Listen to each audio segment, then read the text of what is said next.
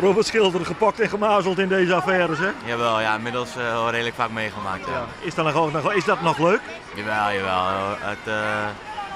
Het is natuurlijk, het hoort er natuurlijk bij, maar het is natuurlijk ook wel leuk om de supporters en vooral de kinderen natuurlijk gelegenheid te geven om een keer toch eigenlijk overal in het stadion te kijken, een keer echt contact te hebben. Ja, dat is wel leuk. De Ipendij van Cambuur is een groot succes worden. Over de hele dag kwamen samen 2500 supporters naar het Cambuurstadion.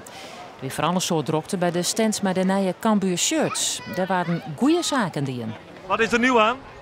Dit is gewoon een nieuwe thuisshirt van Cambuur is dit. Ja, maar wat is er anders dan dat van vorig jaar? Ja, ik heb zo ergens geen idee. De kleur is wel hetzelfde, maar ik denk... Hij is wat feller toch, of niet? Ja, hij is wat feller, ja. De Ipendij is meestens een week voor het begin van de competitie, maar omdat het dan bouwvak is keersen voor een jeddere datum. En dat blijkt met alle drokte een schot in de roos te wijzen.